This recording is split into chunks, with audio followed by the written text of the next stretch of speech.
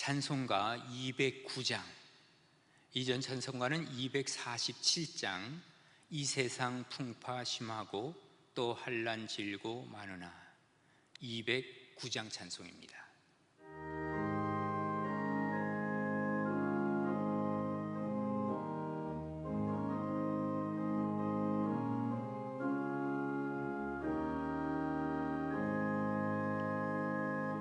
이 세상 풍파 심하고 또 환난 질고 많으나 나 편히 쉬게 될 곳은 주 예비하신 주의 종,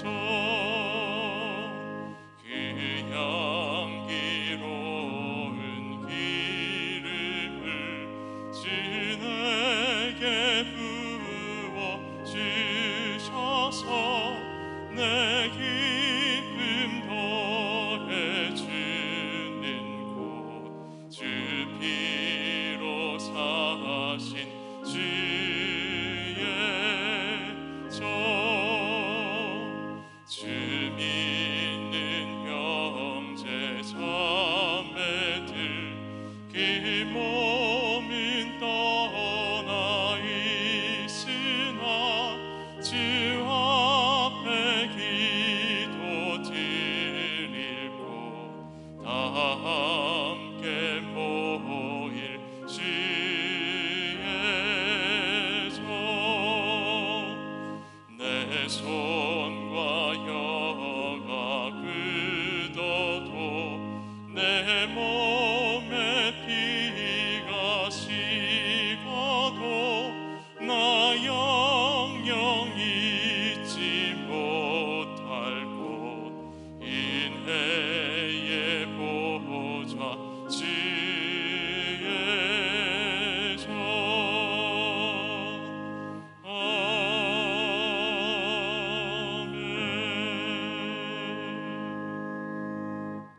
신명기 4장 41절부터 49절까지입니다. 신명기 4장 41절부터 49절까지 하나님 말씀 펼쳐놓으시고요, 우리 한번 기도합니다. 살아계신 아버지 하나님, 은혜를 감사합니다. 이 세상에 풍파 심하고 또 환난 질고가 많습니다. 그러나 우리가 결국 쉴 만한 곳은 우리 주 예수님의 품밖에는 없음을 고백합니다. 아버지 하나님 품에 안기겠습니다. 또 안기고 싶습니다. 하나님, 우리의 마음과 생각을 받아주시고 하나님께서 주시는 기쁨이 있는 곳, 희망이 있는 곳, 그리고 우리가 평안을 누릴 수 있는 곳, 주님 품으로 달려가오니 주님, 우리와 함께하여 주시옵소서. 기도하며 주님께 달려갑니다. 아버지 하나님의 말씀을 상고하고자 합니다. 이 시간에도 성령으로 우리와 함께하여 주시옵시며 하나님 보시기에 아름다운 귀한 날 되도록 인도하여 주옵소서. 예수님 이름으로 기도드립니다. 아멘. 신명기 4장 41절부터 49절까지 하나님 말씀 우리 함께 읽겠습니다. 그때 모세가 요단 이쪽 해 도는 쪽에서 세 성읍을 구별하였으니 이는 과거에 원한이 없이 부지 중에 살인한 자가 그곳으로 도피하게 하기 위함이며, 그 중 한 성읍으로 도피한 자가 그의 생명을 보존하게 하기 위함이라. 하나는 광야 평원에 있는 베셀이라 르우벤 지파를 위한 것이요, 하나는 길르앗 라못이라 갓 지파를 위한 것이요, 하나는 바산 골란이라 므낫세 지파를 위한 것이었더라. 모세가 이스라엘 자손에게 선포한 율법은 이러하니라. 이스라엘 자손이 애굽에서 나온 후에 모세가 증언과 규례와 법도를 선포하였으니 요단 동쪽 벳부올 맞은편 골짜기에서 그리하였더라. 이 땅은 헤스본에 사는 아모리 족속의 왕 시온에게 속하였더니 모세와 이스라엘 자손이 애굽에서 나온 후에 그를 쳐서 멸하고 그 땅을 기업으로 얻었고 또 바산 왕 옥의 땅을 얻었으니 그 두 사람은 아모리 족속의 왕으로서 요단 이쪽 해 돋는 쪽에 살았으며 그 얻은 땅은 아르논 골짜기 가장자리에 아로엘에서부터 시온산 곧 헤르몬 산까지요. 요단 이쪽 곧 그 동쪽 온 아라바니 비스가 기스갈의 아라바의 바다까지이니라. 아멘. 모세는 이스라엘 백성들에게 하나님이 어떤 분이냐 하는 것을 얘기하고 있죠. 먼저 하나님은 전능하신 하나님, 그런데 그 하나님은 우리 속에 계시는 내재하신 하나님, 그렇기에 우리는 그 하나님의 말씀과 명령을 지켜 행해야 된다라고 하는 것을 이스라엘 백성들에게 얘기하고 있습니다. 이어서 이제 요단강을 건너서 요단 서편에 가기 전에 요단 동편에서 그곳에 세 지파가 있으면서 그들에게 필요한 도피성이라고 하는 것을 만들어 놓죠. 그러니까 요단 동편과 요단 서편에 다 도피성이 3개씩 있다는 거예요. 이 도피성을 만들었다고 하는 그 자체는 곧 모름이 하겠습니까? 그것은 곧 인간의 연약함을 얘기를 하고 있습니다. 오늘 본문으로 들어가 보면 41절에 이렇게 기록을 하고 있죠. 그때 모세가 이쪽 요단 이쪽 해 돋는 쪽에서 세 성읍을 구별하였으니 그랬습니다. 그러니까 지금 이 성읍은 다른 성읍과 다릅니다. 이 성읍은 구별된 성읍이라고 하는 것을 얘기하고 있죠. 왜냐하면 이 성읍에 들어간 사람들은 어느 누구도 해할 수 없습니다. 그래서 이제 사실은 요단 동편과 요단 서편에 3개씩 도피성을 만들어 놓고 그 도피성에 들어가는 입구는 언제나 깨끗하게 정리를 해 놓습니다. 거기 돌뿌리 하나라도 나오면 안 돼요. 왜냐하면 그들이 뛰어가다가 사람들이 잡으러 오는데 그걸 도망을 가다가 그 돌뿌리 하나라도 부딪히게 돼서 넘어져 일어나지 못하면 잡히게 되잖아요. 그러니까 빨리 도망갈 수 있도록 매일같이 제사장들은 그 도피성의 길을 닦아놓은 것을 우리가 보게 돼요. 그러니까 옛날에 우리가 군에서 있을 때 보면 그저 눈이 오고 비가 오면 길이 유실되잖아요. 지금 뭐 콘크리트로 다 돼 있겠지만 옛날에는 콘크리트로 돼 있지 않은 많은 그러한 길이 있었죠. 그 길을 어떻게 합니까? 그냥 군인들은 일어나면 그 길 닦는 거예요. 특히나 높은 사람들이 그곳을 오게 되면 매일같이 길 닦는 게 일이란 말이죠. 마치 그것처럼 사람이 넘어지면 안 되기 때문에 그 도피성의 길을 계속해서 닦아 놓게 되는 것이죠. 그 자리는 어떤 자리이기에 그래요? 그것은 바로 구별된 장소이기 때문에 그렇다. 그래서 오늘 여기 말씀하시죠. 요단 이쪽 해 돋는 쪽에서 세 성읍을 구별하였으니, 그래서 그곳은 구별된 장소다. 그곳에 들어가면 사람은 죽일 수 없고 잡을 수 없게 되어 있다라는 것을 얘기하고 있는 것입니다. 그리고 42절에 보면 이는 과거에 원한이 없이 부지 중에 살인한 자가 그곳으로 도피하게 하기 위함이며 그 중 한 성읍으로 도피한 자가 그의 생명을 보존하게 하기 위함이라 그랬습니다. 그러니까 그 성읍은 또 뭐예요? 구별된 장소요. 그리고 그곳은 도피할 수 있는 장소요. 그리고 그것은 어떤 의미라서는 피난처가 될 수 있는 것이죠. 우리 예수님의 마음 뭡니까? 수고하고 무거운 짐진 자들아 다 내게로 오라. 내가 너희를 쉬게 하리라. 주님의 마음이 바로 도피성이라고 얘기를 할 수 있습니다.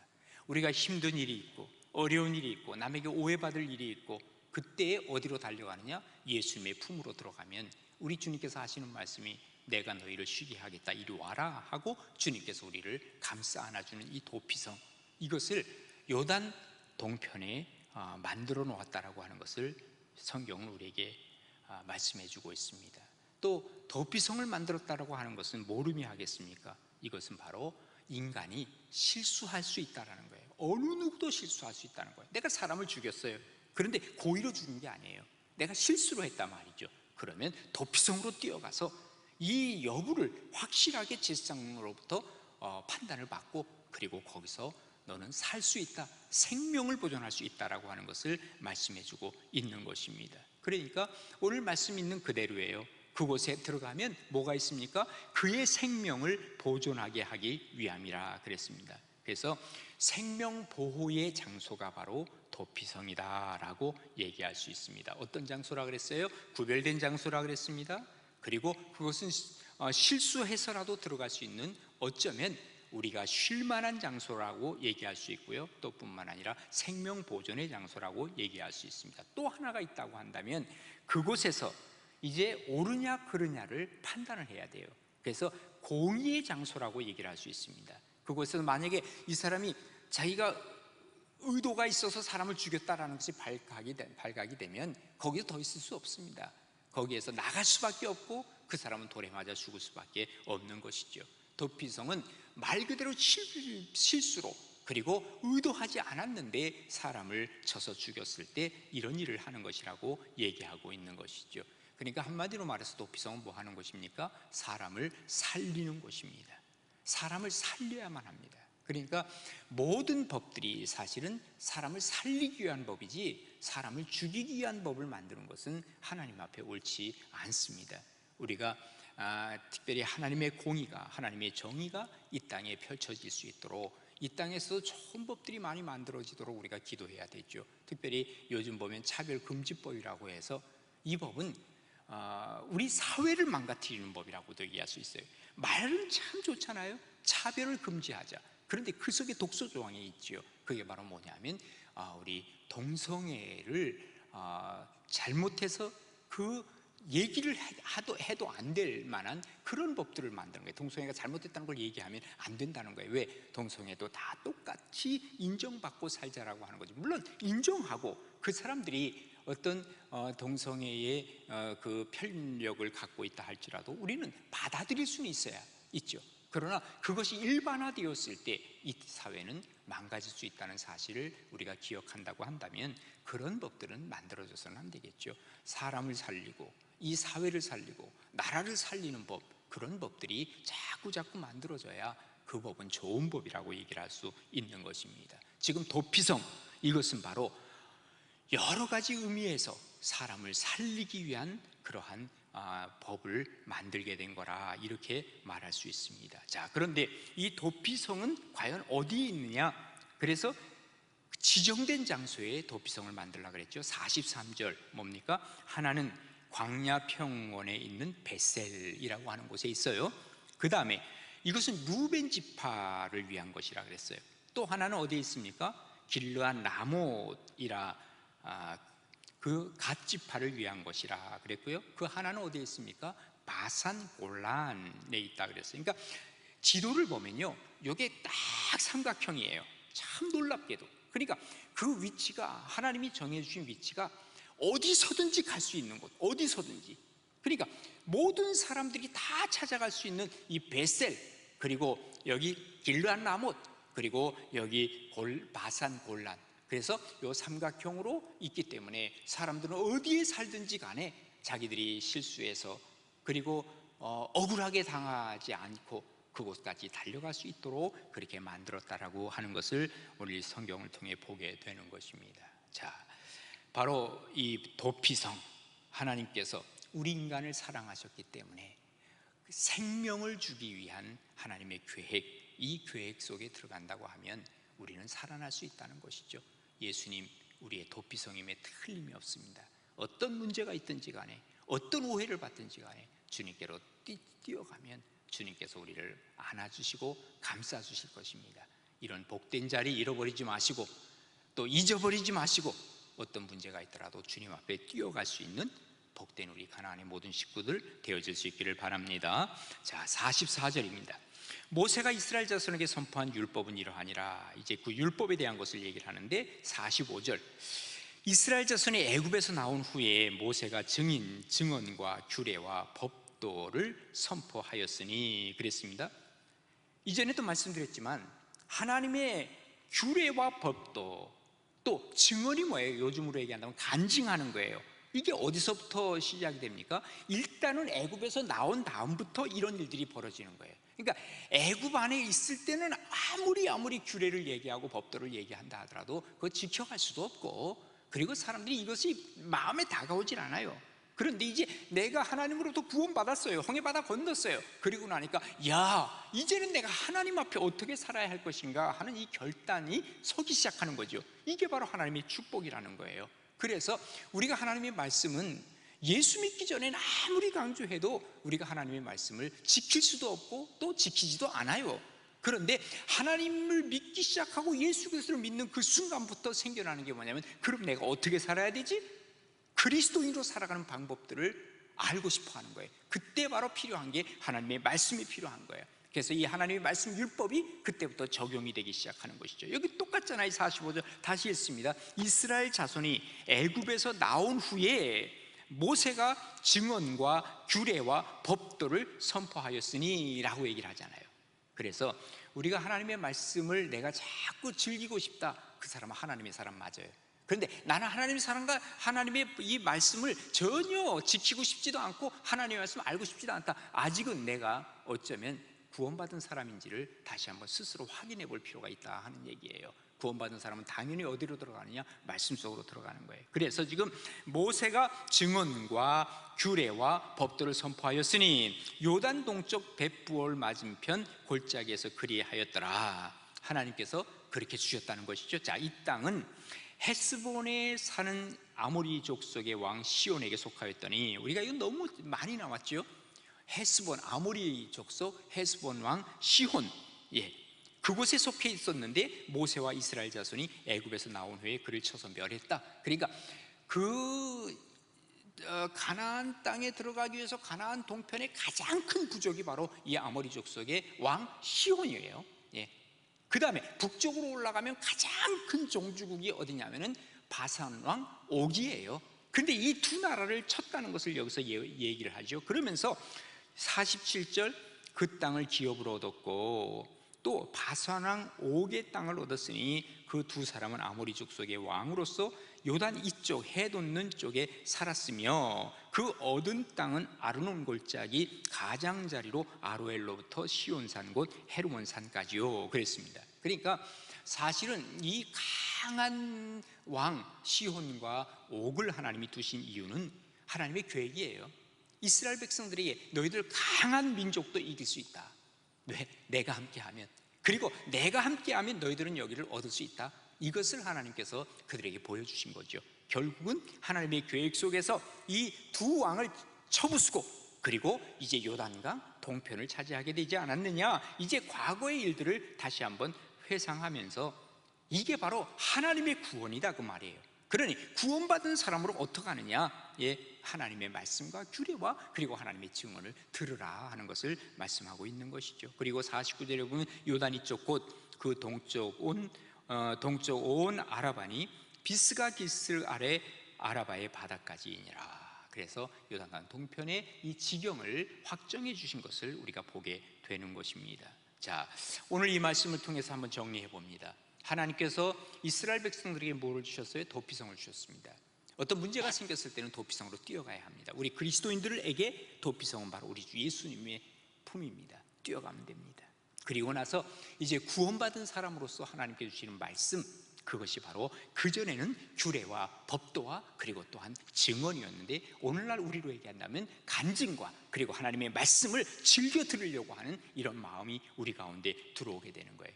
왜? 하나님께서 우리로 승리케 하셨어요. 누구를?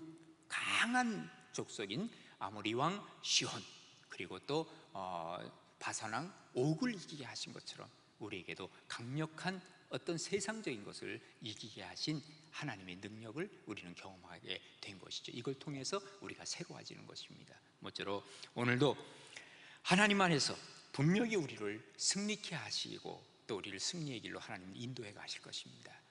아무리 내 앞에 힘들어 보이는 바산 왕 옥이 있다 할지라도 또 여기 헤스본 왕 시온이 있다 할지라도 이겨가십시오. 어떻게? 하나님과 함께 하시면 이길 수 있습니다. 오늘도 하나님 앞에서 승리하는 복된 삶이 될 수 있기를 바랍니다. 한번 기도하겠습니다. 살아계신 아버지 하나님, 은혜를 감사합니다. 오늘 도피성을 말씀해 주셨습니다. 요단 동편의 세 곳, 하나님께서 이곳을 구별하셨다고 했습니다. 또 이곳은 바로 우리가 살 길이요 생명의 장소인 것을 알려주셨습니다. 그리고 공의의 장소요, 그리고 불가침의 장소요, 이것은 결국 우리 주 예수 그리스도의 품이라는 것을 알려주셨는데, 아버지 하나님, 우리가 어렵고 힘든 일을 닥칠다 할지라도 하나님 품에 들어가 언제나 승리할 수 있게 도와주시고 다시 우리 자신을 점검해 볼 수 있는 복된 삶으로 나아가기에 부족함 없도록 인도하여 주시옵소서.